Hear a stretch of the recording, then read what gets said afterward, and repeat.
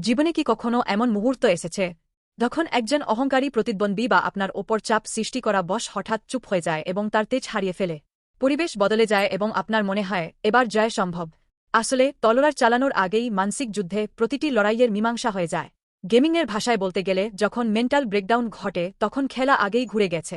যখন কনানীয় রাজারা শুনলেন যে ইসরায়েলীয়রা অলৌকিকভাবে জর্ডান নদী পার হয়েছে, তখন তাদের প্রতিক্রিয়া কী ছিল?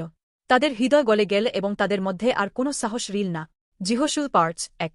এখানে গলে যাওয়া হিব্রু মাসাস শব্দের অর্থ হল তাদের যুদ্ধ করার ইচ্ছা এবং আত্মবিশ্বাস আগুনের সামনে মোমের মতো পুরোপুরি বিলীন হয়ে যাওয়া।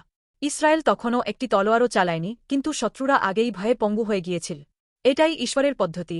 আপনি নিজে লড়াই করার আগেই ঈশ্বর পরিস্থিতি ও পরিবেশের দাপট ভেঙে দেন। আজ অনেক কিছু আমাদের ভয় দেখানোর চেষ্টা করে, কাজের পাহাড়, সফল সহকর্মী বা অর্থনৈতিক সংকট। সেগুলো কনানের বিশাল দেয়ালের মতো আমাদের সামনে দাঁড়ায়। কিন্তু ঈশ্বর যখন আমাদের সাথে থাকেন তখন সেই সমস্যাগুলোর দাপট গলতে শুরু করে। পৃথিবীকে শক্তিশালী মনে হতে পারে, কিন্তু ঈশ্বরের কাজের সামনে তাকে মাসাস অর্থাৎ গলে যেতেই হয়। আপনি যে মাথা উঁচু করে দাঁড়িয়ে আছেন তা আপনার নিজের শক্তিতে নেয়, বরং ঈশ্বর আগেই পরিস্থিতির নিয়ন্ত্রণ নিয়েছেন বলে।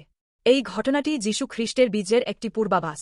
ক্রুশে নিজের মৃত্যু এবং পুনরুত্থানের মাধ্যমে তিনি মৃত্যু ও পাপের শক্তিকে আগেই ভেঙে দিয়েছেন। কলসীয় 2:2।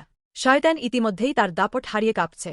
আমরা জয়ের জন্য লড়াই করছি না, বরং আমরা সেই জয়কে নিশ্চিত করতে যাচ্ছি যা যীশু ইতিমধ্যেই অর্জন করেছেন। আপনার সামনের সমস্যা কি খুব বড় মনে হচ্ছে? আপনি কি পালিয়ে যেতে চান? না, বিশ্বাসের চোখে দেখুন।